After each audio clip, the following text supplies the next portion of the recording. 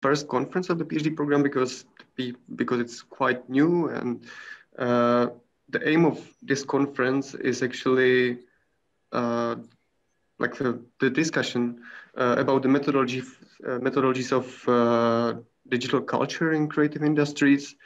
The second aim is to connect people interested in both on both academic and general level about these topics.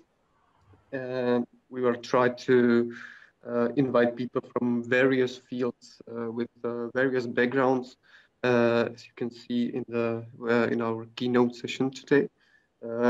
Yeah, Philip.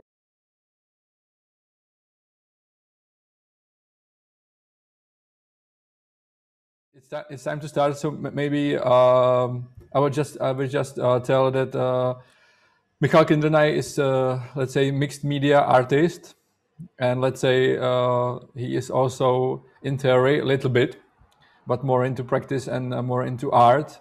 I will not focus on his bio or abstract of his presentation. I will just pass the mic, and I hope that this is maybe the best way to understand what he is doing. So here is Michal Kindemay. Thank you, Michal. With field recordings, and I was asked by Roman to say a little bit something about field recordings. I guess Philip would be even better. It's actually his main, I think, topic. But we can say that it's like a quite new field, or like it's last few years. It's really developing, and it's getting more and more popular. It's basically connected very much with sound art. Which is also a field which is already recognized, but again, like it's getting more popular and more exhibited in a gallery space, and not only gallery space. And basically it's about recording of real sounds around. And there's like a whole science about it, because it's about listening. It's about, there are different kind of listening. It's about technology also, of course, like microphones, like the way how you record sounds, the way how you edit them, the way how you structure them, the way how you compose pieces from it, So the way if you use the recorded sound, or if you use live, like recordings or live streams, which is now, of course, like popular for different reasons, but which is already again, like in this field, like very popular. And in the history of sound art, history of sound art as well. So this is just a few words about it, and you will see actually that in my work is very much present. You will hear at 2 recordings I made, which are maybe not good examples, Maybe I should have play you some better ones or more interesting ones to attract you. Like it's because it's really fascinating, like how you can where you can get with the sound, because it's really it's really like adventurous, whatever. But my lecture is not about it. So anyway, so I will now start, and maybe after I'm ready for some questions. I'm pretty sure that it's quite complicated, like the forms or like strategies I do with my sound walking, and that's why maybe it's good to talk about it a little bit later. But anyway, I try to also put some examples and pictures, so people enjoy it. So just let me now share screen. Meantime, you can see this beautiful garden in Villa Tugendhat. It's a beautiful place. Okay. So, I can't share my screen. It says host disabled participant screen sharing. Yeah, just a minute. I will do it. Sorry. It's okay. This happens to me all the time.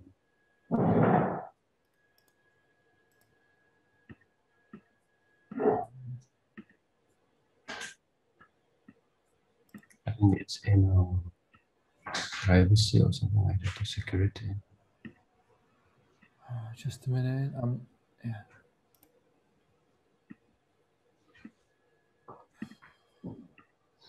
Yeah, sorry, Roman. It seems that you have to do it. to make Michal co-host, please.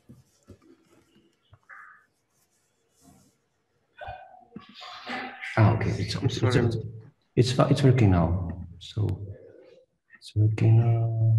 Stereo. Share. Let's go. Just let me know if you don't hear the sound.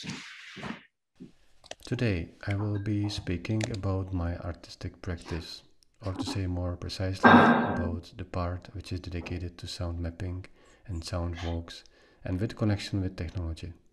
It's been a few years since I developed a project and mapping device called Sound Maps. Let me start with a more poetic introduction. I draw on the sound map of the city, silently along quiet places, quickly over the loud and shrill. I divide sound drawings into those that are intertwined threads and those that are indicated by traces. The threads are not linear. I hear them in roots, rhizomes, urban mycelium. Traces are on every step. They form urban structures, they trace the streets, quarters, and housing estates. I hear their calm zones and also the noise barriers. I search for shortcuts from the system, how not to collide with the sound waves of the city, how to penetrate the organic structure. As a walker, urban hunter, during the trekking the quietude, an animal, I search for easily overlooked imprints of sounds in the urban noise and the colors of the endangered sound spectrums. So this is more or less poetic text. This more or less poetic text brings several topics I developed later in variations of sound walks and site-specific sound compositions, which I call trajectories. The initiation concept was the constant search for silence in urban settings. Small device with tiny microphone I have in my pocket, and it tracks my movements, records and analyzes the sound around me. Later on, the sound map is generated. The color and thickness of the brush varies according to nature and loudness of sound. Let me play this simple animation.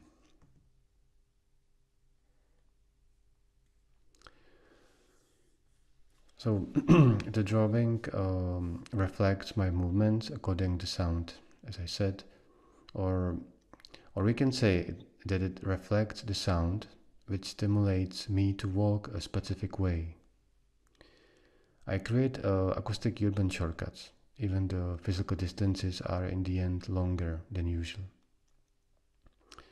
French philosopher Frédéric Gros wrote that walking is still the best way to go, slower than any other invented method. So, every walk extends our life. Every second, minute, and hour we experience more intensively, with deep breath, and a sense of more vibrant experience. During long walks, we change, we lose identity, social role, temptation to be someone. We leave things behind us and we get a feeling of freedom. Let me just finish the animation. You see, it's very organic. It's and also like the colors means different things. I developed this procedure quite some time. Sometimes, and it varies, but usually and mainly it's the loudness which is directing actually the brush. And sometimes I walk the same route, like in different parts of the day, like in the morning, but also in the night. And then, of course, like the traces are much different, and also the colors and shapes. Okay, let me finish the animation, but I think you get the idea.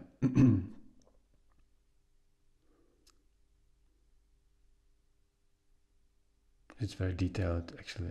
The sound maps, like the drawings, can be like even 2 meters big, 2 times 2 meters big. Okay, let's continue. When I was 3 months long when I was in 3 months long artistic residence in Budapest, I practiced several walks along the river Danube repeatedly and with different concepts. I tried to interact with the city using his own audit capabilities extended by different ways of listening, including complete replacement of real sound. So by repeated walks, accompanied by amplified, recontextualized or completely synthetic sounds, I was able to convert the acoustic form of the city. The first variation was pure amplification of sound. With my headphones and small sensitive binaural microphones, I intensified every step, the slightest movement, each sound event. Walking became even more physical and sounds more vivid. In the short term, this amplification brings an intense and dynamic experience, and it fundamentally facilitates the experience of listening itself. This phenomena is many times varied in traditional audio walks led by sound artists, in context of acoustic ecology and also in contemporary approaches. For longer use, it draws attention to audio mobility, that is, the fact that the sound we do not perceive as a static phenomenon, but as constantly changing, fluid event which comes in every moment and leaves, expands, penetrates. Dramatic gain of sound requires constant attention that accelerates in intoxicated and finally aggressive perceptions for a long time. It combines strong body clumsiness and pain. In this sense, the search for silence changes in a sensual nightmare and pedestrian in anxiously trampling secret agent or noise machine. Simply to say, you just became more heavy, and the body became like a huge iron structure. You see on pictures actually some shots, some pictures I made during these walks. Even I didn't concentrate on the visual part. I took some photos for documentation as I walked this way 20 times, more or less. Here you can see that the walks often led to so-called terrain WAC areas, non-places. These places forgotten from various reasons, blank spaces, non-places. These places often provide opportunities for green and also sometimes for homeless people. These places are also usually much quieter as there is no traffic around or other noise, if it is not somewhere close by main roads. We have to think about these places as important sound intermezzos, places with frozen time, full of many untold stories. They become unconscious of the city. Even the city politics usually does perceive them as problematic areas. They are an important part of urban spaces. You know, like developers, like what they say about the places, and they always bring just, like difficult subjects or themes, like it's dangerous and there's just nothing there. But basically, it's important, like for the city dynamics, and also like the city needs, like empty spaces as well. And this means for the sound as well. So when I was searching for silence, I surprisingly ended in these places. I finally found silence or interesting soundscapes there, and also many forgotten stories and feelings stuck in time. Other variations of these Budapest sound walks were partial or a complete replacement of real sounds by artificial sound material. Then the urban space changes. In all cases, technological equipment and procedures are used to vary or completely deny the natural listening. The pedestrian and listener moves between real and imaginary, with a particular real environment being suppressed. Selection of sounds in headphones from dramatic classical music or rhythmizing minimalist structures or field recordings even completely outside the context naturally defined the transformation of the auditive perception of the urban space. So the appearance of the sound is in this case the result of the relational process in which I am as a walker asked to play or improvise with the city. Walking becomes experimental interaction with elements of discovering new contextual soundscapes. There is no need to wonder that listening to music while walking is so frequent and popular because it offers endless variations of this experimentation. But other reasons are also a preventive escape from the rigid noise of the city. Paradoxically, the dynamics of the city pedestrian, stress, and also fear of natural sound environment remind us of the possibility of silence. But back to the content of artificial sound. Several long walks to the city center I fulfilled with various basically relaxing audio content, and I was wondering about the possibility of interactive form related to specific environment where I was walking and exploring. I also focused on searching the form of silence in electromagnetic waves.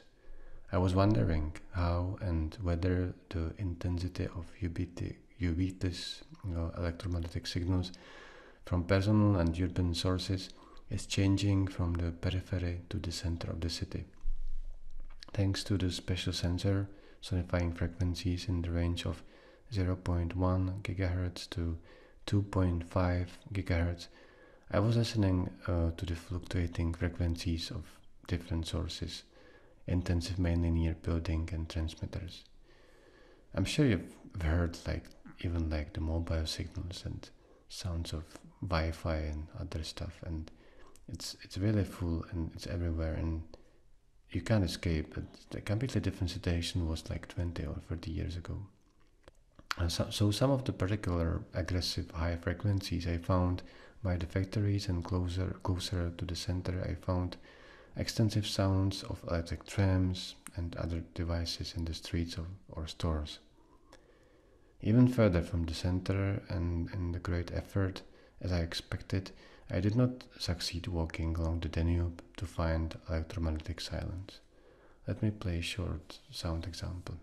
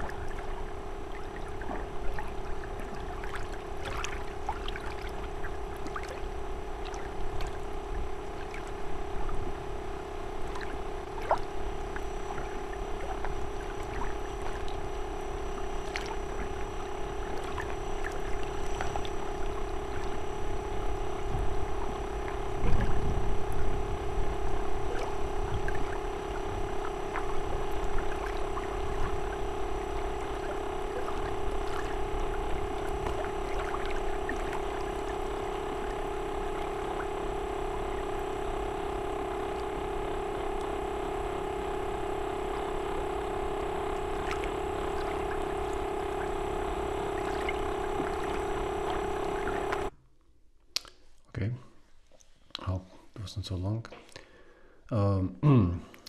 But, and the Danube became my close companion. I led a dialogue with him all the way. I've heard how his sound was changing according to the weather or even in time of the day. Part of my walks was also listening to the Danube underwater. In different places, I became a kind of a sound fisherman. I was throwing into the Danube my hydrophone, and I was listening to how the Danube sounds in different parts of the city. I also found ubiquitous sound pollution for my surprise. Sound of ships, engines are stretched away from sources of boats and pollute this monumental navigable river. Let me play again like a short example, the last one.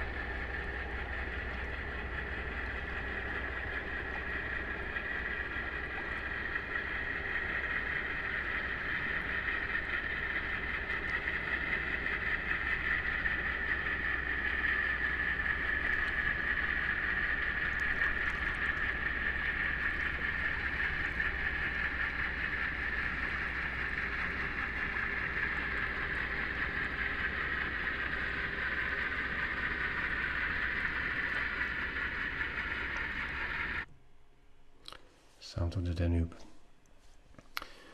Okay, and another aspect. It is impossible for long walks to be alone.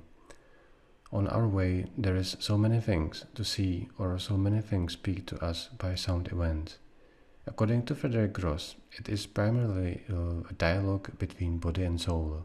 We talk to ourselves, or we listen to our body and its existence in the area. After long walking, the day worries stay behind the horizon. There is nothing more than a few hours of travel that we have to go to get on. It is plain, purifying concept with a clear goal. Walking can be meditation, rhythms of feet and hands, heart rhythm, breathe. Indians believe that walking on the ground means receiving its energy. Therefore, they prefer barefoot. Earth light collective fire in their heart and even in long winter months and connects them with ancestors who were stored in it. The city is structured into various units with own centers, corridors, greenery and peripheries. Villages that have become part of larger cities, which basically grew through them, sometimes retain the original character and charm. Sometimes they become a bizarre slice of architectural styles, urban plans, and political decisions. The same we can apply to the sound environment. Sometimes it is succeeded to protect disappearing sound from European globalization, industrialization, modernization of housing and transportation. Some sounds extinguish completely. This can happen by simple replacement of trams, window frames, or change of lifestyle or road function. Sounds and their mutations and transformations during the day form the city as well as its infrastructure, marking inscriptions on the walls or shortcuts in the park. On a sound walk, we can become a kind of flaneur, but a different one than Walter Benjamin writes about it. Hypersensitive in seeking suggestions in volatile but intense sound events, which are, rather than social or conceptual form, more close to disorganization or chance. And because the sound allows us to perceive the realities much before we see them through the eyes, the audio flaneur can have premonitions and does not often recognize the city because he sees it in constant dynamic change. So these are some thoughts and notes on my soundbox and forms I was experimenting with. Outputs are sound maps, sound objects, and sound installation. Let me just show a few examples. And this is a sound field installation dedicated to electromagnetic sounds in public space. It was exhibited in the City Gallery. I collected like the sound of electromagnetic field from different sources and of the area and interlinked them in this structure of threads, these, which is basically what is actually happening in the real world as well. Like all these frequencies are colliding and expanding, and it's a whole network. This is interdisciplinary project we did together with CCAA architects. Complex project interventions and reflection of one of the most polluted places in Czech Republic. As you know, square of IP Pavlova, place where it's really measured like the worst the quality of air in Czech Republic, and also in terms of the sound pollution, it's a big problem, and it's like thousands of cars passing this place, and it's hard to imagine that in the past it was actually very beautiful square with trees and completely different nature. So we did some sonifications, visualizations of the data we've got. And also it's a long story. This is one of my last projects. This one is in cooperation with Jitka Hlaváčková, and it is about exploring of Vršovice. Vršovice, actually part of Vršovice area of former railroads. The train traffic here ended in the middle of December last year, and we were documenting the area before and after dramatic change happened.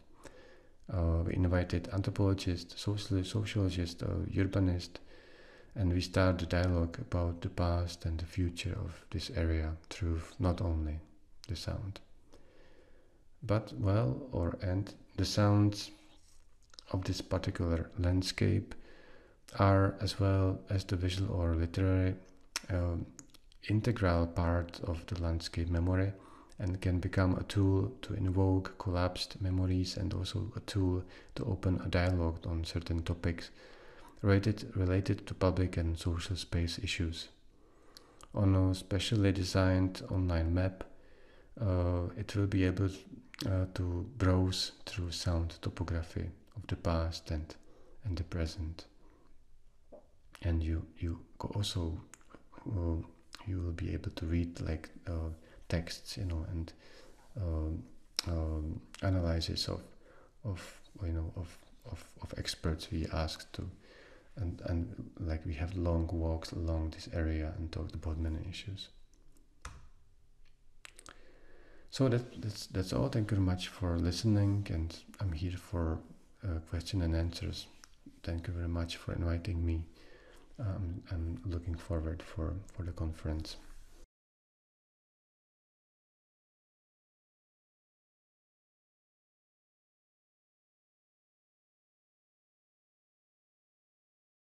So I would like to introduce Ingeborg Reichle, who is a contemporary art historian, media theorist, and a professor in the Department of Media Theory at the University of Applied Arts in Vienna. Her current area of research and teaching is the encounter of arts with cutting-edge technologies such as biotechnology and synthetic biology, taking also into account artistic responses to systemic risks and global challenges such as climate change and ecological collapse. Ingeborg will be talking about speculative futures in current new media art practices. And I think this is all I can say. Maybe Ingeborg will say a few more words about herself. So Ingeborg, the floor is yours. Your microphone is turned off, actually. Some stuff.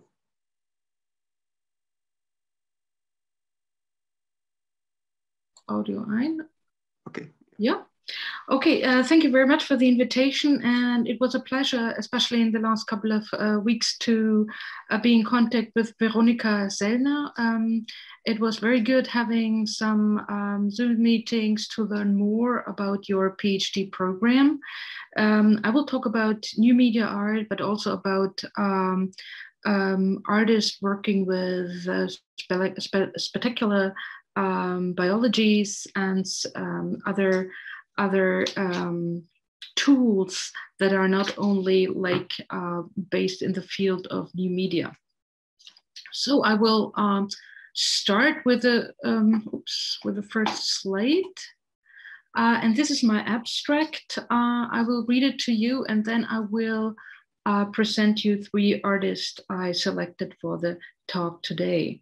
So speculating about alternative futures of humans and non-humans opens up a common ground between the arts, speculative design approaches, technological innovations, and critical humanities. Traditional distinctions between the natural and the artificial, subject and object, human and non-human agents no longer hold when confronted with the enormous ecological challenges that exist today, provoking new narratives about, for example, speculative biology, which is becoming a major issue in art and design. Speculating about how life could exist in the near future is an opposite cross-disciplinary approach to collectively rethink how we want to live in the future and what kind of aspirations will be possible or even probable under the auspice of capitalism and consumerism. So I will talk about 3 artists.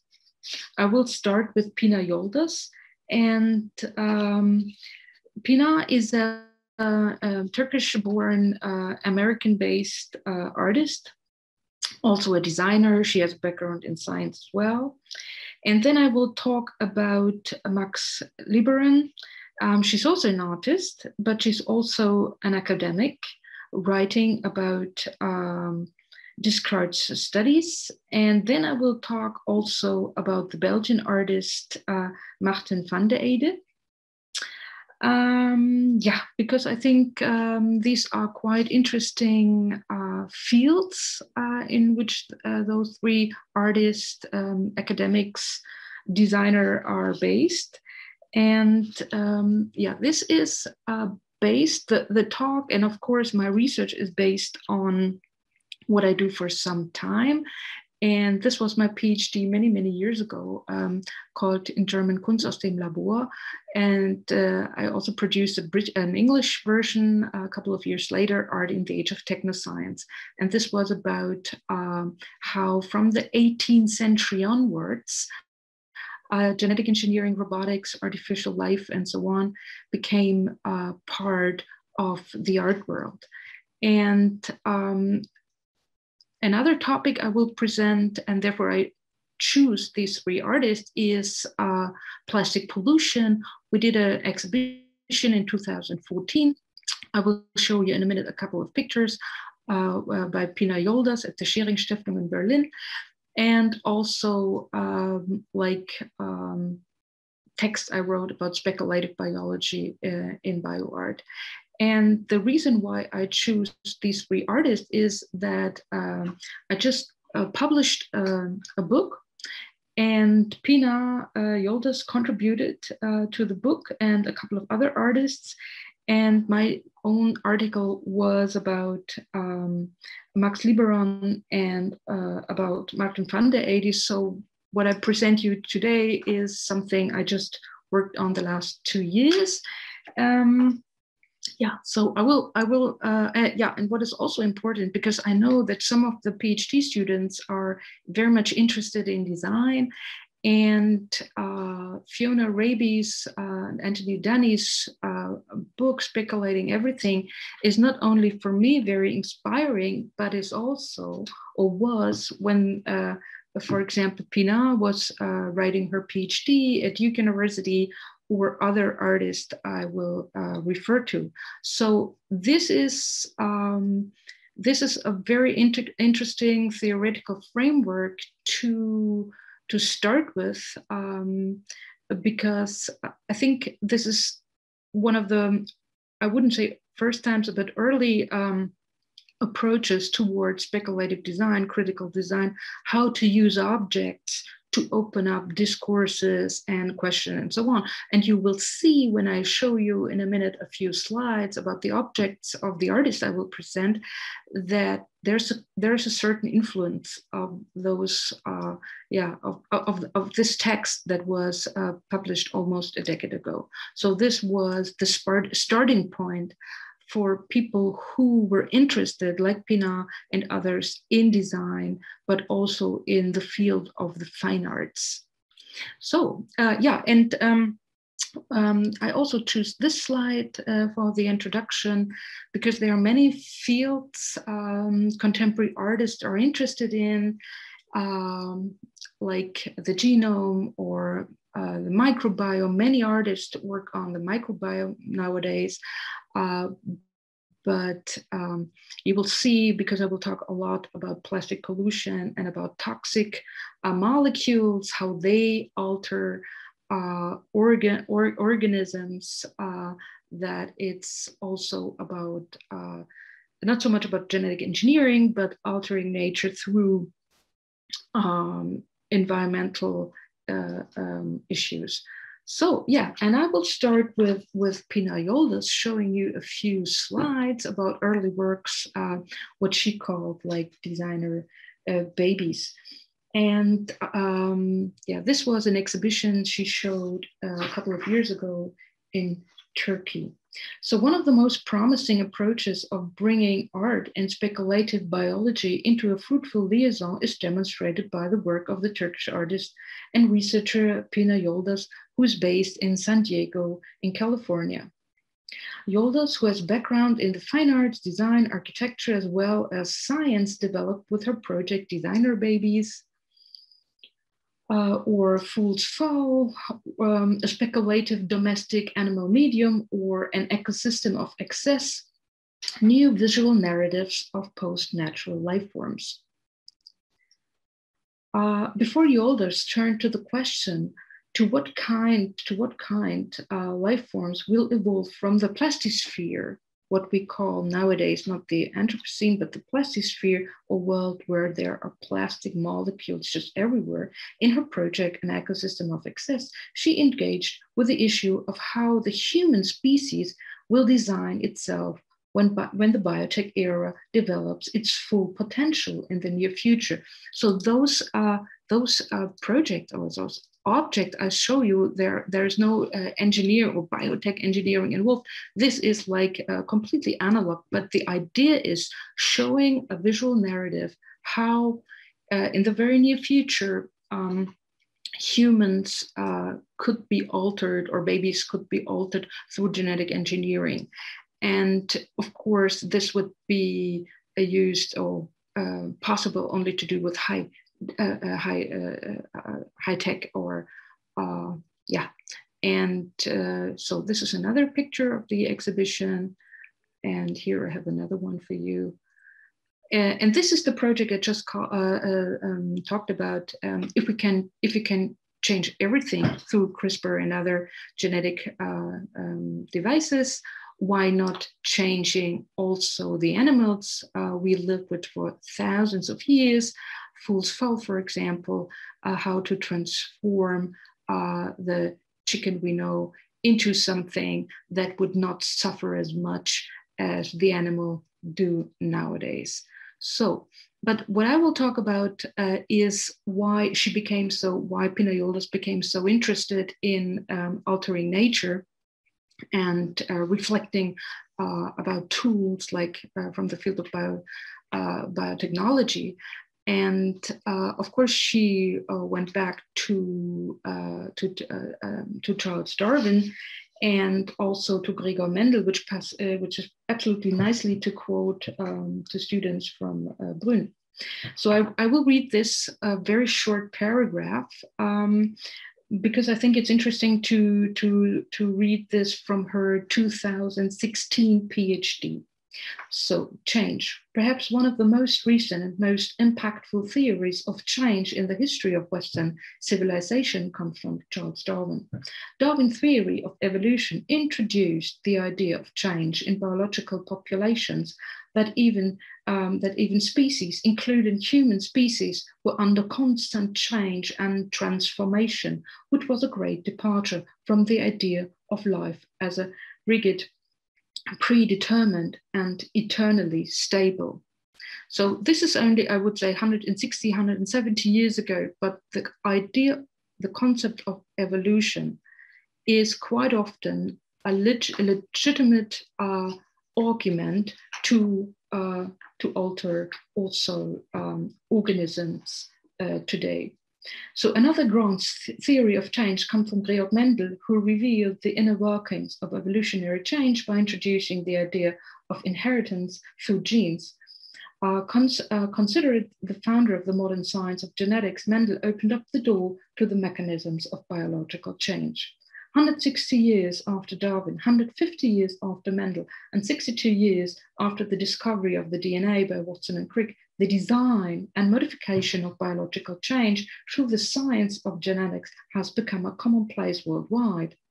Genetically modified or transgenic plants and animals have entered our lives a long time ago, first as food and then as cultural controversy. I will now skip this and go to the exhibition in 2014, because this was not so much about changing a life or organisms or even humans through genetic engineering, but showing the effects of plastic pollution to marine organisms. And she developed a visual narrative starting with pictures from laboratories, from sciences, also with the beginning of the so-called throwaway society, which started, you can't really say a date, but the term throwaway society was the first time mentioned in 1955 in an article in a American journal. So, but the idea was to reflect how organisms, especially marine organisms, will adapt, or can they adapt to this poison, toxic plastic soup we and of course marine animals are exposed to. So she developed a couple of futuristic looking like organisms, like this one's here. I show you a couple of more. And they became quite iconic. So this is like the idea of showing how organism in the future will be able to adapt to such an environment. And I will skip that. So she also presented some turtles and smaller organisms, and of course what we call plastic soup, and to make visible, to show the people who visited the gallery how the water of the oceans look like today. So, and she still works on that, and was invited by the organizers of the Venice Architecture Biennial, and was shown the piece in a different scale, in a much bigger scale, and in Venice just recently, called, this piece is called Hollow Ocean. And in the book I just showed to you, she wrote about that piece. So we have an artist and designer who is interested in how life gets manipulated or modified through genetic engineering, but also through environmental issues like plastic pollution in the oceans. And the next artist who I would like to make you familiar with has a different approach, but it's also very interesting because he will also refer to design, but in a much more critical way. So Martin van der Ede, he's a Belgian. He works about what he calls, let me see, genitally of science or first things. This is a routine as an oppositional concept to the established concept of the eschatology, the science of last things. So his idea is showing the science of first things in order to reconstruct civilizations from the past. So he looks like, or he wants to show us or produce a narrative how civilizations in 2, 3, 4, 5,000 years look at the civilization we live in at the moment. With geontology, the artist explored his interest in diverse methodologies of academic disciplines, his enthusiasm for archaeology, history, the humanities, and the natural sciences as well, articulating a fictional scientific methodology as a novel way to frame our perception of the world. And here he is at the Forum Romanum in Rome, and he is like, he has a teacup from IKEA, because for him it was clear that, for example, in 2005, the IKEA catalog became the most printed and distributed book in human history, beating the Bible for the first time ever. So he buried an IKEA teacup at the Forum Romanum, which is in the center of the city of Rome. The reason for that symbolic act was to help future archaeologists gain easy access to one of the most representative and widespread material remains of our times. Given the sheer quantity of IKEA items produced and their worldwide distribution, some of those consumer goods will inevitably find a place in future stratigraphic history. And of course, he produced an object, and this object can be found in exhibitions. I will show you another piece, which is also very, very interesting, what he calls technofossils. This is a mobile phone, a current mobile phone, and this is a visualization, an object he produced that how it could look like in 1,000, 2,000, 3 or 4 or 10,000 years from today. And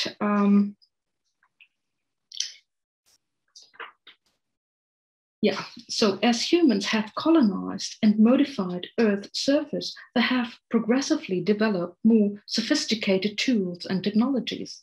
These underpin a new kind of stratigraphy, for which Jan Zelensevich, chair of the Anthropocene Working Group of the International Commission of Stratigraphy, coined the term technostratigraphy. This is marked by the geologically accelerated evolution and diversification of technofossils, the non-biodegradable material remains of the so-called technosphere. Almost all electrical appliances are made out of electronic circuit boards all of which have copper wiring that in many cases originates from copper mines in Congo. Most mine workers have no idea themselves what the material they extract are used for. And this is a photograph I show you when Martin showed his piece or his project at the fourth biennial in Lubumbashi. The next piece I would like to show is a bit more again about art and plastic pollution. This is 1,000 miles away from home. Martin traveled the world and took some pieces or samples from the 5 gyres where the plastic pollution or plastic particles, microplastic particles are visible, showing them in the gallery like that. He also collected a lot of plastic waste, tons of it, I have to say, and developed a kind of critical visual language to make this situation of our planet more clear. This is a wonderful piece called Plastic Reef. This is the plastic sculpture, you could say, that was growing with the years because he traveled and collected plastic particles or plastic pollution objects from all over the world. This was shown, for example, in Greece. And he also, and I have to look at my text because I think this is quite interesting, especially for those who are interested in design as well. And this is a monumental piece he calls Globe. The artist again refers to the motif of the globe, this time to articulate the phenomena of planned and progressive obsolescence. The intention to shorten the lifespan of consumer goods or make them go out of fashion after a certain period of time to accelerate the rate of consumption and thus economic growth increased dramatically after World War II due to the enormous capacity of the production system and the logic of Western markets characterized by innovation and accelerating products and sales cycles. I think this is especially interesting because your PhD program will also refer to, I guess, what I understand, to future markets. To build the globe with the size of about a little bit more than 8 meters in diameter, Martin used different kinds of scraps and rubbish found in and around the small village of Saint Miguel in France, setting up the installation on an old rubbish dump. And we'll also show another 2 pictures because as a Belgian, he refers a lot to post-colonial studies and he collaborates with people in Congo.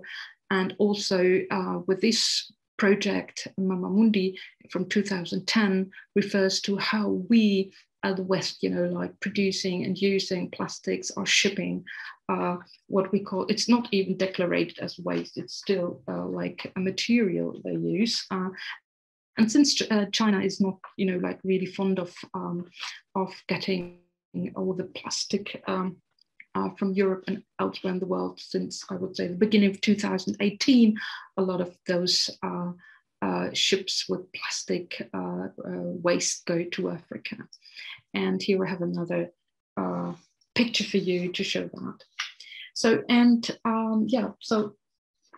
this is interesting because he reflects, how the global North is treating the global South. And the next artist, and this is the last artist I will show you, is a Canadian Canadian artist, Max Liberon, and she was based in New York City for many years, but now she is a professor for geology in Newfoundland and Canada, north of Canada. And she works, and this is a project I show you, she still did when she was based in New York City, is about plastic pollution and the materiality of waste. And her idea or her wish is with participatory or object like this one, to endeavor and open up a wider debate about the system of waste and their social, cultural, and economic implications with a strong focus on plastic pollution. Interesting, like Pina Yildiz, she also has she also wrote a PhD, and she has gained her PhD from the Department of Media, Culture, and Communication at New York University. So she's not only an artist, but she's also an academic, and this, I think, is an interesting mixture, especially for your PhD program. And I will show you a few slides in a moment, because she's not only an artist and a scientist and so an academic, but she also is running a laboratory, rethinking how we think about producing not art, but science. So Max finds it important to articulate new critical frameworks by developing interdisciplinary research approaches, which she called, and her community discard studies, an anti-colonial scientific practice with the aim of introducing environmental justice work to academia. Her references to scientific knowledge, scientific research method, and laboratory bench work are a major strategy in her artistic practice, but at the same time, she wants also to do science differently. She therefore critiques established scientific approaches, especially with regards to the inherent colonialist worldviews that obviously make scientific communities prefer and privilege certain topics and articulating certain questions while suppressing and avoiding others. Rethinking non-participation in science activities and what is recognized in general as doing science is also a question of the historicity of the process that forms scientific communities, science and identities, research methods, or academic standards.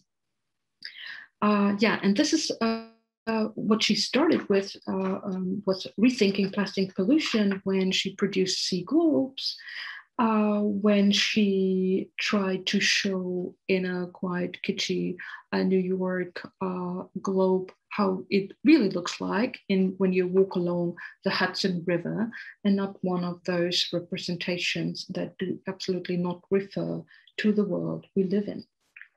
So I will show you another 2 or 3 projects. With the art project Seeing Like a Scientist, Max looks for marine plastics in guts and fish and birds. So cold objects, there are 2 photographs I show you here, shows digital microscopic images as the result of plastic ingestion studies from the guts of Atlantic cod taken with a camera built into the laboratory of Cellar. And this is an interesting lab, I have to say. If you can find a lot of information online. This is what she started in Newfoundland. And this is the Civic Laboratory of Environmental Action Research, which she runs based at the Department of Geology of Memorial University of Newfoundland St. John's. CLEAR explores marine microplastics and wild food project, as well as food security and food sovereignty, with a focus on the community-based and citizen science monitoring of plastic pollution. And this is interesting. I will skip this because I was just reading this for you.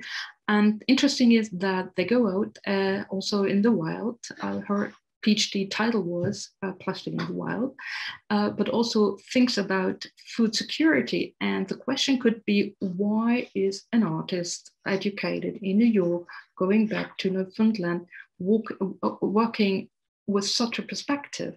Yeah, because she was invited. Because if you look of what happened to the Atlantic cod at the east coast of Newfoundland, you can see with this diagram that and I would call this, it's part of, I wouldn't call it a global challenge, but as you see on this diagram, how the fishing was developed, the fishing of Atlantic cod stocks, and in 1992, the fish just disappeared. 40,000 people lost their jobs. And what we know, there is no recovery from zero. But the thing is, like some of the fish are back, and it's a little bit more stable. But if you read if you go online and read some of the topics on this very particular topic, you can see how government fails, how the food industry is designed, and that things like that, what Max is doing is extremely relevant and important. So I will come back to the last slide I will show you, because this is interesting when we talk about global challenges and what kind of governance we need. First of all, we need people who will be able to frame the topic or to frame the challenge. And I think this is a wonderful last slide, because it's again also a photograph taken in Max's laboratory called "Plastic is Land." It's a digital photograph that these photographs look like landscape, and were produced in the lab. This is again the stomach of a cod. The photo shows how plastic pollution, so often portrayed as a foreign invasion of nature, is part of the relation that make up landscapes. Originally from organic material, plastic polymers become part of the environments they interact with, including the inside of animals when plastics are ingested. So the reason why I have chosen those three artists is that we see quite different perspectives and artistic strategies. But what we also always see, and I also include Martin van der Ede, is that a lot of artists who are also educated in the field of design or in the critical humanities refer a lot to scientific research. And although they collaborate with scientists, they're writing texts, writing PhDs, which is, I think, interesting for your community in Bruno as well, is that they still develop material objects. They design or create visual narratives or objects that help people to, I wouldn't say get a different approach or get a kind of way to see and to get a critical perspective and awareness and understanding of what is going on in the field of, for example, plastic pollution. And so these are, I think, very interesting colleagues with multi perspectives, and I would suggest that when we talk about the methods, how, for example, I as an academic in the field of the critical humanities work, we could probably shift to the questions. Thank you very much.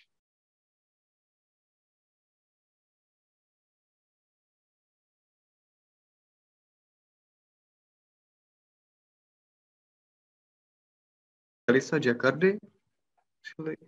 Elisa Giaccardi is a professor of post-industrial design in the Technical University of in Delft in Netherlands. And her work is focused on the challenges that permeating digitalization means for the field of design. And her research currently engages with probabilistic and more than human design approaches. And she will be talking about autonomous technologies and the challenges of probabilistic design. And I think that's all I can say now. And I can give the word to Elisa. Thank you very much that you're here. Thank you so much, Roman. I'm going to share my screen. And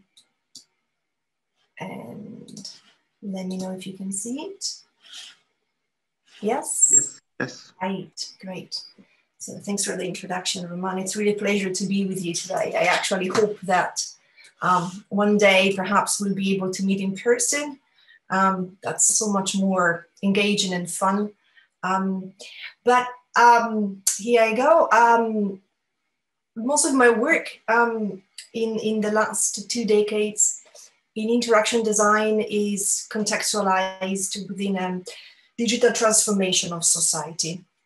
I started to look in very early digital networks in the mid-90s, and then Web 2.0 architectures in the early 2000s, all the way to the product service systems that we see today, powered by the Internet of Things and by artificial intelligence. But I'd say that more broadly, my work has always been concerned with rethinking the way in which we design in a digital post-industrial age. And today, I'd like to talk about autonomous technologies in particular, and what I refer to as the challenges of probabilistic design, which is really a mouthful. So what I'm trying to do is to introduce this abstract idea of probabilistic design and a couple of related concepts by examples. So what I will do a kind of dance with you, if you allow me the metaphor, from the concrete to the abstract, and then again zooming in and out until sort of a final call for action. And the hope is that slide by slide together we can begin to unpack the conceptual, methodological, and ethical shifts that are needed to design for interaction in a post-industrial and post-humanist age, where we no longer relate to machines through predictable events, but cumulative unfolding relations that we must learn to seed and cultivate. So let's begin unpacking what I mean by probabilistic design with an example then. And the first and main project that I want to use today to bring these ideas to you is called Resourceful Aging. And Resourceful Aging is a project that was funded by the Dutch Research Council. And in this project, we tackled probabilistic design by looking at how machine learning can be used to support the everyday strategies of improvisation and resourcefulness of older people, rather than using it to monitor, predict, and prescribe normative behavior. The resulting, we call it demonstrator of resourceful aging, is Connected Resources, for which we received in 2019 the Next Generation Internet Award for Better Digital Life from the European Commission. And Connected Resources is a design in which we use machine learning to empower older people to improvise Internet of Things solutions in everyday life.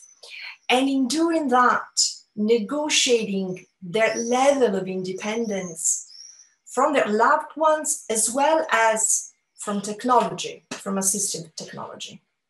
The motivation for this project was in the mismatches between care technology and older people. All of these misconceptions that we have about aging often result into inappropriate interventions and a really strong unethical push of these technologies onto older people. The solutions are often based on fixed used scenarios and what are referred to as foolproof design. The idea being that even just a button is enough to get it wrong. But in reality, most older people are still fit and healthy. We're all aging to an extent. And designing for an aging body means that designing cannot stop with the use of a design solution. It must continue through use. And what instead is good today with assistive technologies is delegated to a machine or algorithm that enforces compliance to normative behaviors. And so as a result, despite our best intentions, most of these kind of assistive technologies are not adopted because of this mismatch. In resourceful aging, what we did, we focused on resourcefulness rather than closed solutions. We started from a positive view on older people and stepped away from the paternalistic stance of mainstream technological innovation. We wanted a design to design a technology that could empower older people to situate and negotiate when and how to use it in the context of their own lives with a certain degree of freedom. We wanted a technology that exhibited the same affordances and performances of the paper clips, the rubber bands, the magnets that lend themselves so well to the resourceful, creative, and unexpected solutions that we observed older people create to complement their aging skills. And this orientation led to a different kind of design, more concerned with how agency needed to be configured in the context of the unfolding relations between older people, their changing capabilities and strategies, their homes and extended families, the affordances and performances of the technology, and the social norms and values that emerge from this interplay and support it. And what you can see here is a snapshot of the ideation process that led to connected resources. But I'll get back to this later. What for now I want to focus on is the actual design of connected resources. Connected resources is a family of devices or resources, as we call them, that can be used either as sensors or actuators. The resources can be used alone or they can be used in combination. When they're combined, new capabilities are configured by connecting their input and output function. And these combinations can be used to hack objects of everyday use and make do. For example, by combining what we called bell and clip, an older person with a slight hearing impairment could decide to augment the entry door with a sensing capability to detect sound and then enable the TMAC to start glowing when someone, like a delivery man, is detected knocking at the door or ringing the bell. The design explores the dimensions of openness that are necessary to support resourcefulness. For an object to become a resource, some dimensions of the artifact, the product service in this case, must be open to make it eligible for appropriation across a variety of daily practices. And others need to be closed to keep it familiar and easy to use. So resourcefulness emerges from the way the artifact and the older person work together in everyday life across this variety of practices. Now, once in use, connected resources begin to learn from each other and in turn encourage older people to learn from each other and explore new configurations. Here, machine learning is not a work to help the designer figure out how to optimize or personalize the service. That's not the purpose of the design. Machine learning is at work here to enable and empower older people to improvise new strategies and learn from each other what it means to live independently. Connected resources are designed to support independence as well as to negotiate it. So in other words, connected resources are designed to make sure that older people can configure the devices according to their personal circumstances in a way that their independence can be supported and constantly negotiated with the technology and with the other in the community. The unsupervised machine learning algorithms that our colleagues from computer science investigated for this project were implemented to answer a different set of questions than accuracy of prediction. They were concerned with probabilities. And specifically, they were meant to detect and encourage co-usage of objects in the home and variety of appropriation. Or in other words, they were designed to foster the latitude at which older people could use technology as a resource to improvise in everyday life, to learn from each other, and to develop shared norms and values about what it means to remain independent. So when I talk about probabilistic design, what I'm interested in are the uncharted territories in which we need to move as designers in order to integrate capabilities and doings uniquely human and uniquely artificial, such as human improvisation and computational foresight. What I'm interested in are the different questions that we can begin to ask as designers, but hopefully also as computer science and engineers when we reframe our understanding of autonomous technology. And I'm saying reframing autonomous technology. So I'm kind of going backwards because now I'm basically going to tell you that we cannot do good probabilistic design unless we fundamentally problematize this idea of autonomous technology. So let me go back again more in depth into some very concrete aspects of resourceful aging and use them to introduce the concept of co-performance. And let me show you how the design of connected resources concretely facilitate co-performance in support of acts of everyday design. Now, to find out about the interplay between human and non-human capabilities in older people's homes and learn about how practices of resourcefulness emerge out of this interplay, we enlisted both older people and their objects of everyday use as actual participants into a living lab of people and things. Through an entangled ethnography of their relations, which in our group we refer to as thin ethnography, we integrated human and non-human perspectives and experimented with what objects can see to reveal previously overlooked and unexpected perspectives about older people's everyday lives. The stories that things witnessed in elderly homes have seen looked like this: a magnet, very mundane, but central to the resourcefulness of one of our elderly, which uses it to grab small objects she would not be able to grab if flat on the table. Now, what the sensors that we placed on such objects were able to see was instead something like this: instances of use.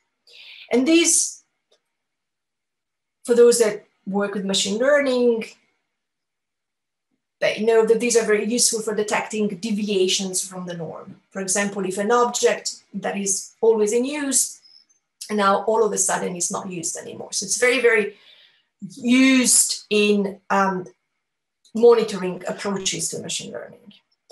But what the machine learning algorithms that instead we used to aggregate and analyze and interpret this data, what those algorithms have seen are clusters of objects that are often used together. And this was the type of data analytics that we were interested in: a hint, just a hint, no evidence, to disperse practices of resourcefulness that might escape human observation. In other words, a hint to acts of everyday design and into the co-performance of humans and non-humans that supports these acts of everyday design. So if we now look back at this ideation tool that we created, you will see a non-exhaustive collection of elements for co-performance. The collection was informed by what we observed in the field and the patterns detected through machine learning interpretation, plus added digital capabilities.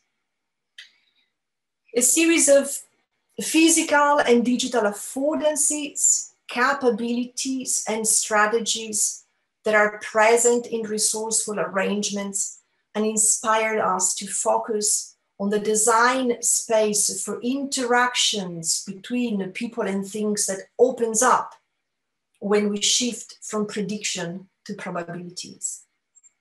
And this is a design space that ethically acknowledges the role of social norms and invites exploring older people's creative engagement with these social norms.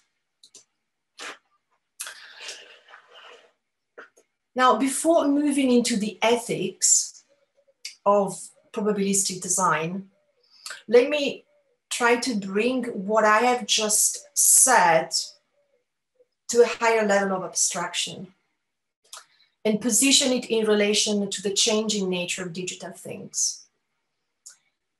Contemporary technologies of networked computational things and artificial intelligence differ from the logic of industrial production.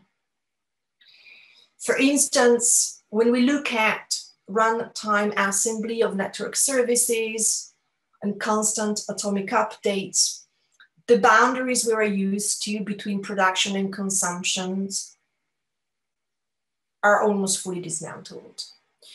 The design process, and Ingeborg, you were sort of hinting to this when you were talking about art, and in design is very much the same. The process is no longer something focused on the form of a product, something that happens before production and then it's over. What we see instead is a complete and recursive intertwining of development and deployment. And this characteristic of a constant becoming is going to be further accelerated by technologies that actively learn while in use, that change and adapt over time at an even more fundamental level than is currently the case. And so then, what sense does it make to use these technologies to still design for fixed scenarios of use, or to think of intelligent technologies as if they were autonomous? I will get there. For now, let's just consolidate this idea of co-performance as the unfolding of mutual relations and arrangements. For digital things that exchange data and connect, the affordance for some action to be performed and the performance for some level of access or relation to be provided are the results of these mutual arrangements in the context of a specific practice. And when I say practice, I mean a social practice. So in other words, how people and things fulfill each other quote unquote needs for access, relation, and action within the non-fully predictable boundaries of unfolding relations, that's co-performance. So where does this leave us when it comes to the ethics of probabilistic design? We all agree that things need to be designed so that they can perform next to people, doing the stuff that includes design. And I tried to argue for this with a very concrete example by talking to you about resourceful aging and how connected resources support everyday acts of design in other people's homes. And we all agree that things need to perform next to people in ways that are sensitive and responsive to the human condition, or in other words, in the interest of people and the environment.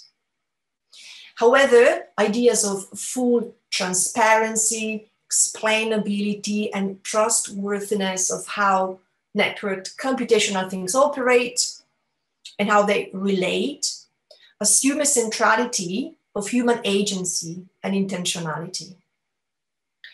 But the idea I'm putting forth here is that instead of unfolding relations and co-performance, so then we might argue that for some level of transparency, explainability, and trustworthiness to be in place, things will need to be designed so that they can continue to generate affordance and performances and value, and to do so in ways that can be negotiated as appropriate under circumstances of use that are always meant to change. In the design of connected resources, focusing on the co-performance of resourcefulness enabled us to step away from the paternalistic approach of mainstream assistive technology and from normative approaches to the use of machine learning. It inspired us to pursue solutions aimed to empower rather than control, and to celebrate ingenuity and vitality rather than decline. And this led to non-stigmatizing devices that invite, welcome, and enable resourceful arrangements in the home in response to one's aging body and skills. Similarly, in a project that we conducted in collaboration with Taiwan Tech in Taipei, focusing on the co-performance of scooters and scooterists in Taiwanese everyday life, this orientation enabled us to step away from Western narratives of smart mobility as a matter of energy efficiency and functionality. It inspired us to pursue solutions sensitive to the social relations that shape how scooters are used and what they become. For example, how the scooter can become at a slow speed a cart for doing groceries shopping at the market, or a temporary address for celebrating a wedding when stopped, or a site for multi-species companionship. This helped us design a series of accessories for smart scooters that foreground the scooter's social qualities and that invite, welcome, and enable, again, sustainable behavior in response to Taiwanese culture and lifestyle. So in other words, the point of gravity for an ethical uptake in designing with smart autonomous technologies, as we still call them, is not in the functionality that we delegate to the thing to be used, the what of intended use, but in the co-performance of people and things, the how of the relation.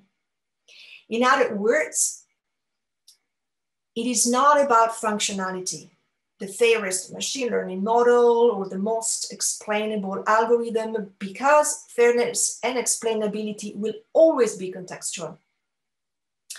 It is instead about the relations and interactions that enable us to ethically situate, tune, and negotiate those responses and arrangements recursively in a relation between human and non-human actors in both design and use. And while ideas such honesty and transparency, of course, might still apply, we will have to find out how that might apply to knowing instead how to shape, govern, and care for even more decentralized interactions with technologies that are not autonomous. They're not self-sufficient. They relate to us fundamentally and learn from us, and we from them. But we don't really know how to deal with probabilistic design in this decentralized context of our current platform economy, when from designing for interaction with one product service system, we move to many interconnected products and services, horizontally cutting across previously separate spheres of life. The scandals of Cambridge Analytica, racial profiling, and the rise of post-reality politics, they all have been enabled by the most innocent of design features, to begin with, like the like button. So what has become apparent is that designers are not equipped to understand and account for this interplay that we have been talking about between people and technology, human and non-human actors. And they're not equipped to guide the effects of this interplay in our lives towards inclusive and sustainable digital futures. And most often, designers are also not in the position to do anything about it, even if they knew. So I'd like just to briefly conclude with a call for action, because it really is urgent and imperative to raise critical questions about the ways we design in this post-industrial and post-humanist age, and to develop a radically new vocabulary and set of design practices. And I've tried to illustrate some of these new design ideals by example. But the challenge ahead is just too big than what we can learn from a couple of projects. Those learnings need to be scaled up. And so this year we launched Decode. And I just want to close up with a few words about Decode, which is a European research network and PhD program, which will open its summer and winter schools also to external PhDs, where we aim to develop a fundamentally new design competence for the digital transformation of society.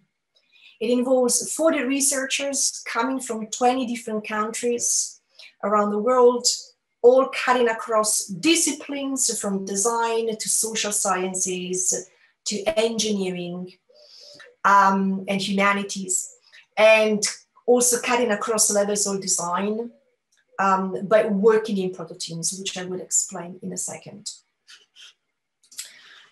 In Decode, we integrate 5 big challenges, the one you see here, with the goal to open pathways to inclusive and sustainable digital futures. And these challenges, as I said, are identified at the crossover of different disciplines, and they are very much interconnected. What we are aiming for are radically new frameworks and methodologies, but also narratives, some of which, as you can infer from these titles, are very much connected to what we have discussed today.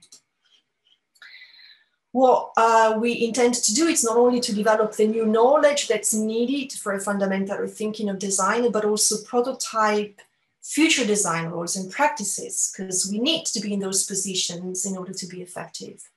And so the signature of the Decode network are proto teams, researchers from different disciplinary backgrounds and dedicated to different challenges coming together to work iteratively in the context of real world settings, together with our non-academic partners, to rehearse in practice how different levels of design are to be considered and integrated in the organization of future design practices, if they are to uphold anticipatory, responsible, and deliberative innovation approaches and to be effective.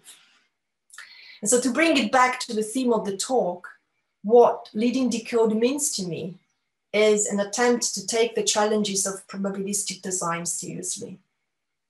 It's about developing a design competence that moves past a narrow focus on one-to-one user experiences and old design ideas of user, product, and functionality. And developing such a competence so that rather than optimizing the expression of this one-to-one relationship between a technology and its users, it's conceptually instead, methodologically and ethically concerned with how to manage, present, and negotiate many different relations in parallel, without a particular one being privileged above all others at all times. And so to conclude, to develop the design competence and practice necessary to an inclusive and sustainable digital futures, our understanding and crafting of what today we refer to as autonomous technologies should position agency as foundational to design, as was once the notion of function to industrial design. And this agency, this designing with or co-performance of human and non-human actors, is not necessarily something we can control and prototype in a traditional sense, but something we must learn to seed and care for. Thank you.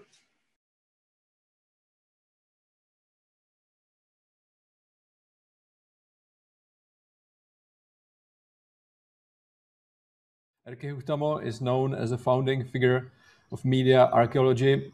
He has published extensively on media culture and media arts, lectured worldwide, given stage performances, curated exhibitions, and directed TV programs. He is a professor at the University of California, Los Angeles, departments of design, media arts, and film, television, and digital media. His most recent book is Illusions in Motion, Media Archaeology of the Moving Panorama and Related Spectacles. This was at MIT Press 2K13. And just some words to his presentation. From his abstract. In Erkki Huhtamo's opinion, is media archaeology can be practiced in different ways. Wolfgang Ernst emphasizes the materialities and autonomous operations of media machines, while Siegfried Zelinsky represents a more traditional human-centered approach. This lecture introduces another alternative, media archaeology as the study of topoi. Topos or topoi is a commonplace, a cliche, traveling in cultural formations across time and space, sometimes for hundreds of years. The talk argues that topoi have played an important role in the formation of media culture and continue to affect our media use also on the internet. The lecture is based on the new book the speaker is finishing after many years of work, which will be called How to Dismantle Fairy Engine, Media Archaeology as Topos Study. So that's for now everything from me, and I will play Erkki's presentation. Hopefully it will be okay. If there are some problems, please just tell me. So thank you. Hello, Brno, Czech Republic. This is Erkki Huhtamo speaking from Los Angeles. I hope everybody is doing fine, and I would like to thank for this invitation to contribute to your Speaking Digital conference. And I will be talking today about a topic that is very dear to me, which I have been working on for a very long time. And I have a special reason, because I'm just finishing a large book that actually summarizes theoretically much of my approach to media archaeology. So I would like to share some of those ideas today with you. And I will now start sharing my screen. All right,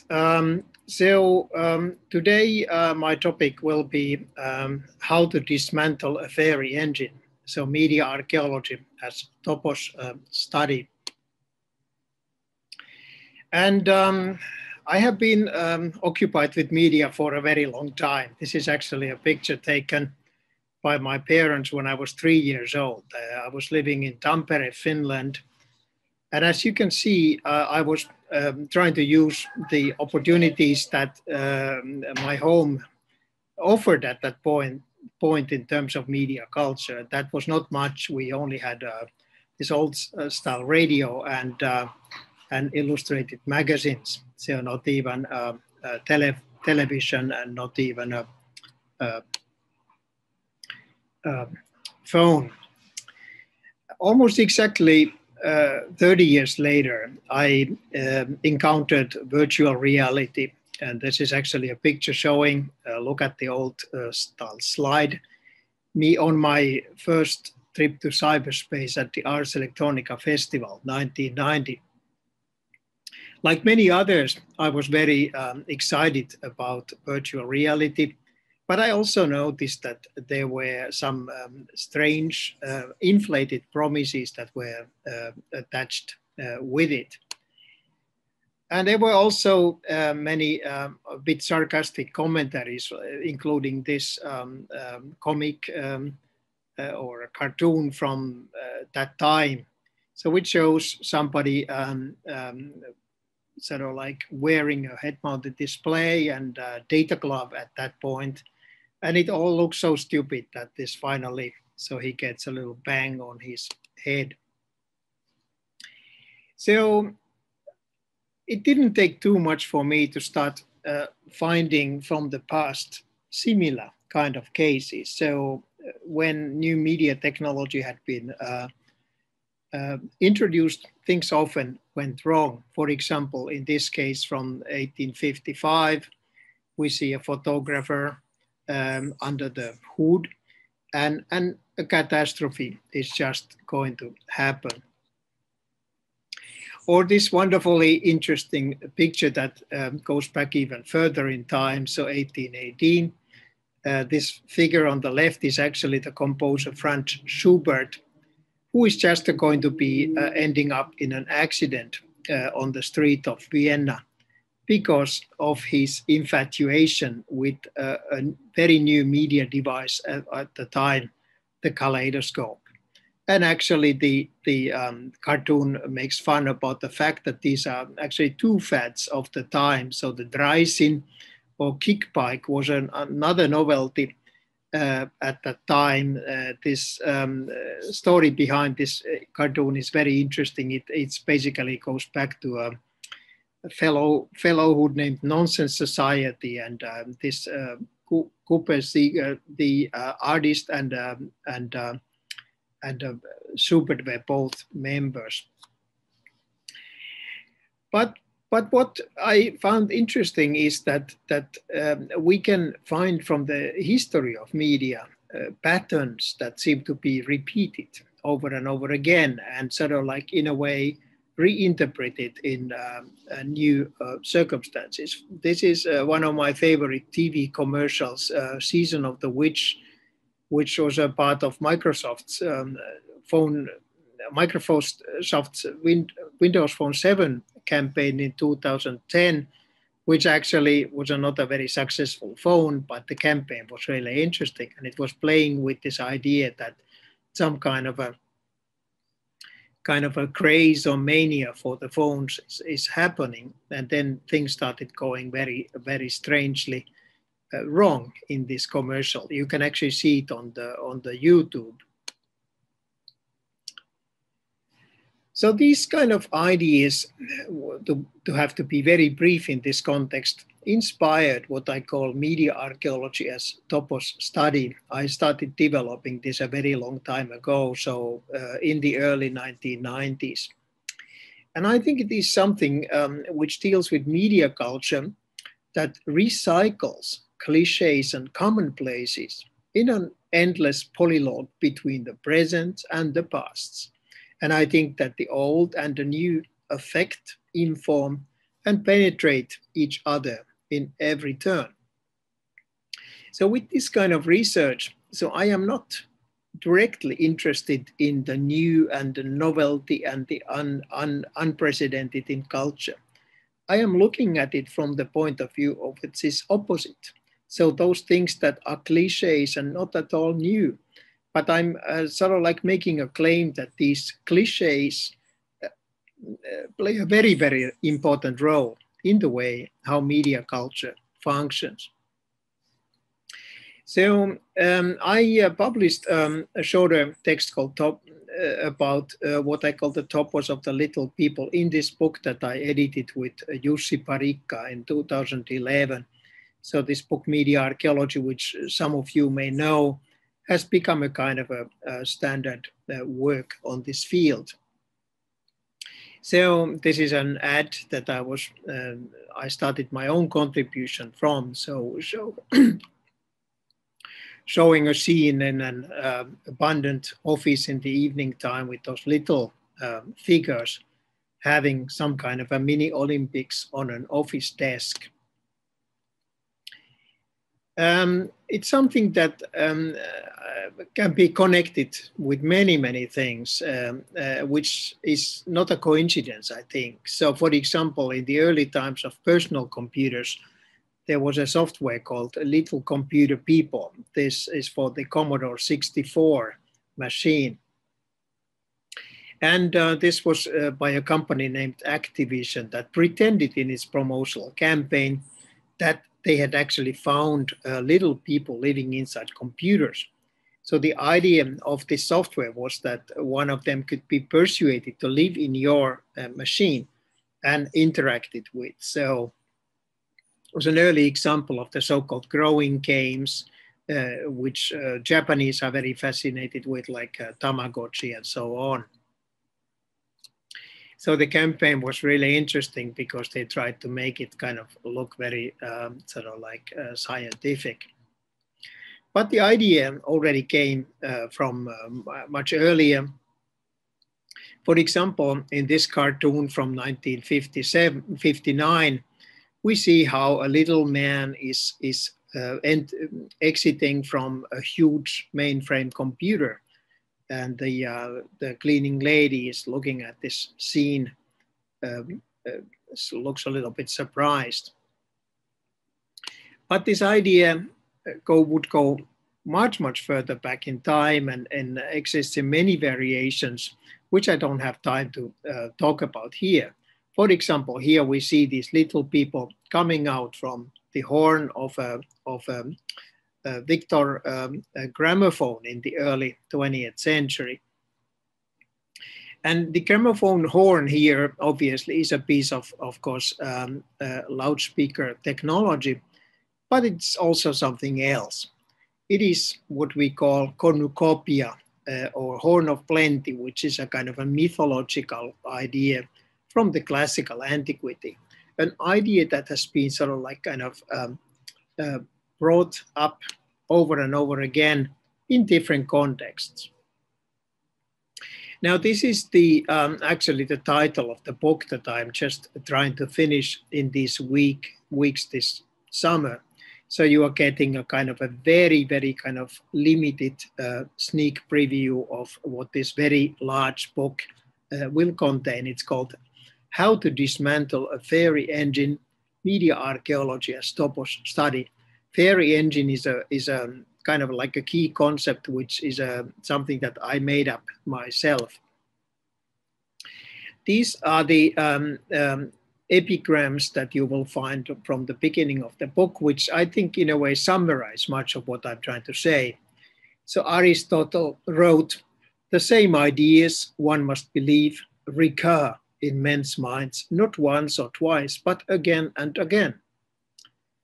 Gustave Flaubert, the great 19th century French writer, wrote in a letter to Louise Collet, his mistress, "We are always turning in the same circle, always rolling the same stone." And finally, the American writer Mark Twain, in his autobiographical writings, wrote, "There is no such thing as a new idea. It is impossible. We simply take a lot of old ideas and put them into a sort of mental kaleidoscope. We give them a turn, and they make new and curious combinations. We keep on turning and making new combinations indefinitely, but they are the same old pieces of colored glass that have been in use through all the ages." I think that all these three great figures in a certain way talk about the same thing, and it is the kind of thing that's a foundational idea behind this my media archaeology as topos study, or I also talk about topos archaeology. This is the table of contents as it is right now. So it is partly theory, partly practice. So the practice part looks at things like magic mirrors, the deep history of the cyborg, and also the Pokemon Go mania in a huge context, and internet memes, stock images, and topoi. And basically makes an argument that topos is a very important sort of like construction element of media culture. So media archaeology as topos study is a critical practice. I don't think it is a theory or a science. It is a critical practice of exploring cultural construction of reality in relation to media technology. And I think that in that sense, some of the anticipations can be found from fields like cultural semiotics of Roland Barthes or Umberto Eco, as well as from the work of scholars like Walter Benjamin and Marshall McLuhan. If we put this issue in a very, very simple way, I think that there is a kind of a topos, double task behind topos archaeology. First, to excavate the trajectories and life cycles of topoi. I'll explain soon what is a topos. And two, to explain how and why topoi, this is plural, appear in certain cultural circumstances and can be treated as symptoms of elements in those times and places. Now, the core inspiration for me when I started developing this thing a long, long time ago came from Ernst Robert Curtius, an Alsatian, so German Alsatian literary scholar, Romance philologist, medievalist and cultural critic. So he is considered to be the founder of something called Toposforschung or topos study, even used the word topology sometimes, which is confusing, I think. So Curtius stated continuity of the literary tradition, a simplified expression for a very complicated state of things. So he was interested in the way how certain ideas travel across time and travel across space. And this, as you can easily see, goes against this kind of rupturist media theory, which obviously is another alternative, which is very sharp breaks and ruptures between different moments in time, different cultural sort of like formations. Michel Foucault's work, I think, and also Friedrich Kittler's work is a good example of that kind of rupturist way of thinking. So the work of Curtius took a little bit different kind of a turn. So he found topos as a migrating formula that travels within literary tradition. So he was a literary scholar, so his work was in that sense a little bit limited. And he took the word topos from the rhetorical theory of classical antiquity, but he interpreted it freely. So instead of as places, loci, so he considered topoi as motifs that appear in different times and places. Many of these topoi originated within classical antiquity, but he also claimed that new ones are also constantly created. And I think that this is understandable if we think about the relationship between internet memes and topoi, a topic that I write up much about in the book. So tracing the trajectories of topos, what he calls topos transmissions, was the goal of Curtius. So he gave many examples, the world as a book, the world upside down or mundus inversus, theatrum mundi, the world as a theater, and so on. Now, the inversum mundus, or the world upside down or topsy-turvy world, is a very famous one. So it can be found from many parts and many cultural contexts and situations. But basically, it implies an idea where somehow the normal state of thing has been reversed, or sort of like in a way turned upside down, as you see in these kind of popular illustrations. This was actually interestingly used by the great artist collective AES+F from Moscow in their great work Inverso Mundus 2015. So you can check from YouTube some examples of this fantastic video. So this is based on a certain kind of deep understanding, I think, of this topos of the world upside down, but it is connected with the contemporary aesthetics, contemporary world ideas that really cover a broad range of possibilities. And we also can find it from the world of the internet, image macro memes, for example. So makes an upside down meme, starts the upside down meme era. Is just one example of that. So it is not necessarily clear that this person who made up this meme was in any way knowledgeable about this long history of the topos tradition behind it. But in a certain way, we can say that these topos traditions are broader and wider than individual key creators. So in a way, they are kind of like thinking, or they are sort of like surrounding us, and we don't always know why we are using those. So with Curtius, another important pioneer was Abi Warburg, who's sometimes called an art historian, but he was really a pioneer of visual cultural studies, who sort of like tried to bring together many different kinds of knowledge. So he died 1929, and he actually did influence the work of Ernst Robert Curtius.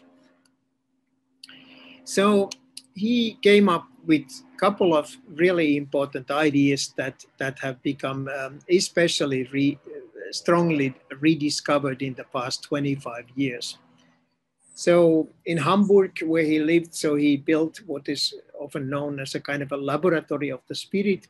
So the Kulturwissenschaftliches Bibliothek Warburg, which was a private library and research institutions where he invited many other important scholars to study and communicate with him, including the philosopher Ernst Cassirer. So Warburg's idea of the cultural science or Kulturwissenschaft was that culture must be studied as a whole, with equal attention paid to the interrelationships of all its parts. And the focus should be paid on the migration of visual motives and their contextual interpretations, which implied that such motives could take many different forms, actually visual and textual, and so on.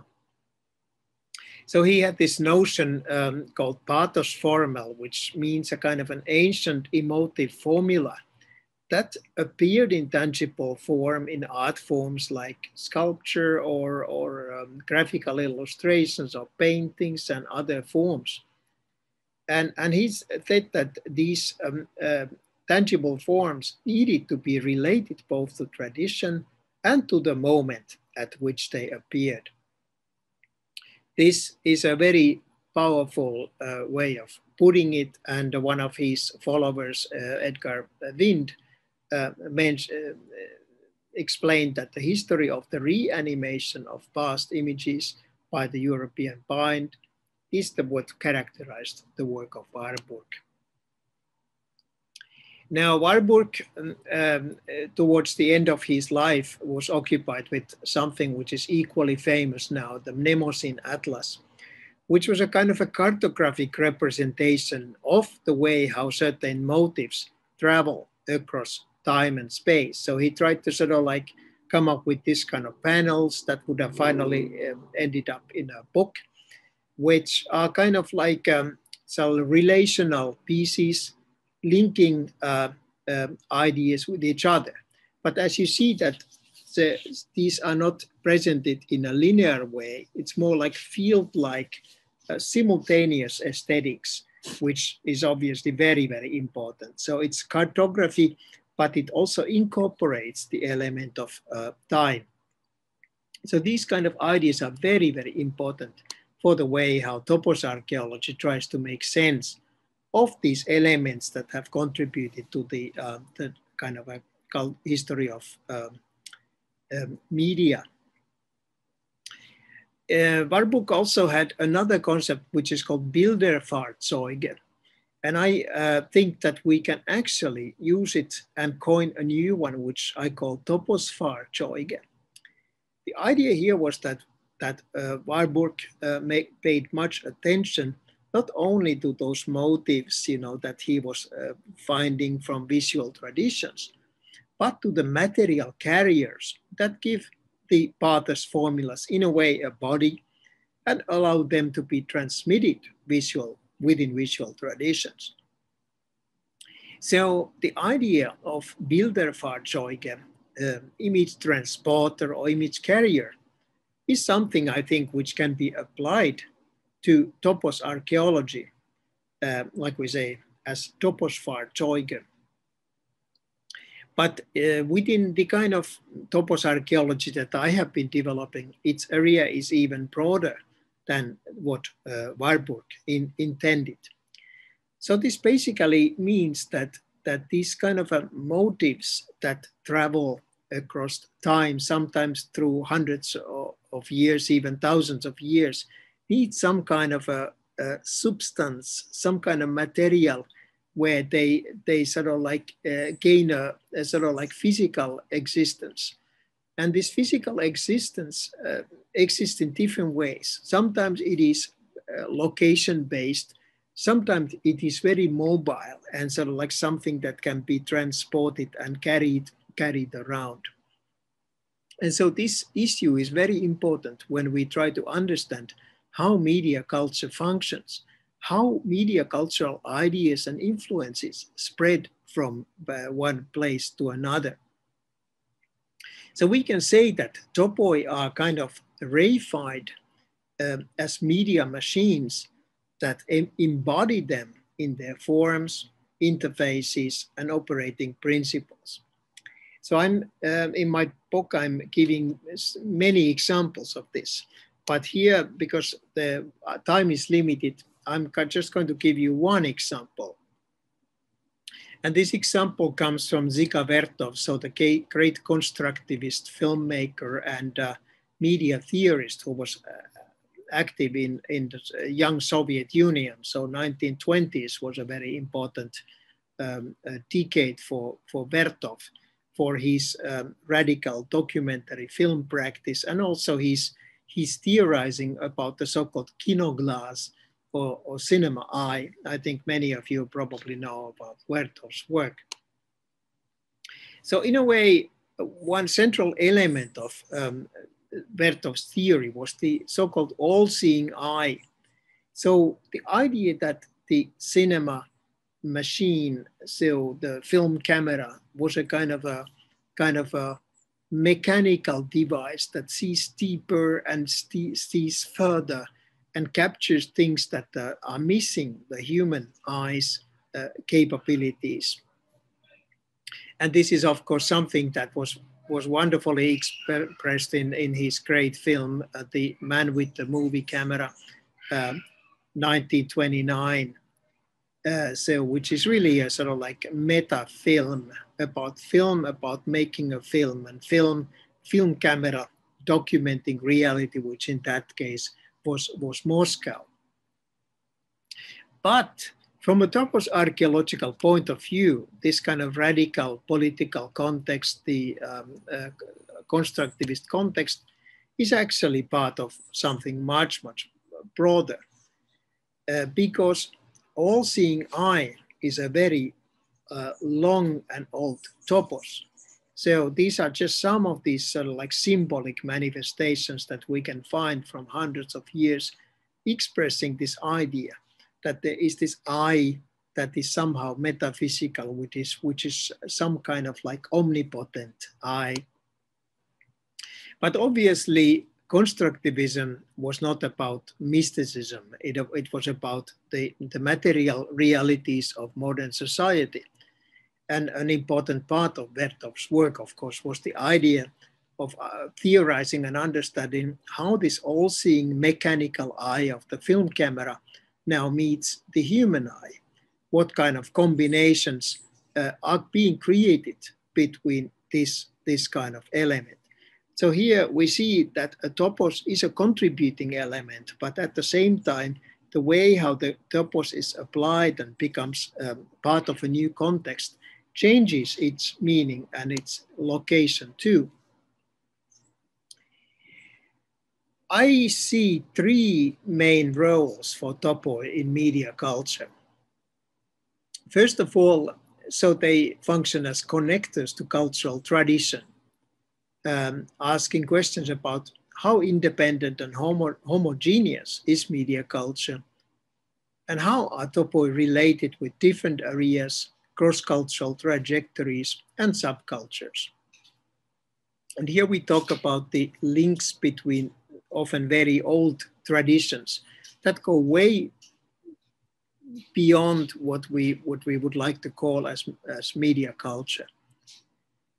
Second, they function as discursive commentaries on the forms, themes, and fantasies of media culture itself, as its collective interior dialogue or meta-discourse, I would say. In that sense, topoi emphasized the layered nature of media culture to which all and any cultural agents, including artists, can contribute. And third, topoi are exploited by the culture industry. They are revived for attraction, profit, and ideological indoctrination. Excavating topoi can therefore reveal their hidden operations, allowing us to liberate ourselves from their spell. So this is the way how advertisers or political speakers or religious preachers often apply and use topoi of the past for their own ends. So understanding those strategies, I think it is very important for gaining a full understanding of media culture. This is one final example. This is a trade card from around 1900, so chromolithograph. These are some stills from an artwork series by Lynn Hirschman, the pioneer of media arts. It's called Phantom Limbs, which is like this. So women, females with machinic heads. And this is a scene of cosplayers, each wearing what I call, it's a TV monitor head, but I call it a gadget head. So the gadget head, you can see many examples on the internet, is often considered a recent phenomenon that is influenced by the internet and popular culture. Its genealogy is hazy, if known at all. But in this book that you will be able to read not in a very distant future, I'm suggesting that the gadget head can be excavated and analyzed as a topos, and also associated with what we can call the cyborgian imaginary, which goes back far before the advent of digital culture. So this talk obviously was a brief one, kind of like a quick run through some of the main ideas behind my topos archaeology. Hopefully you'll be interested in learning more when the book will be out. So with this, thank you for your attention, and please send me questions and comments. Thank you.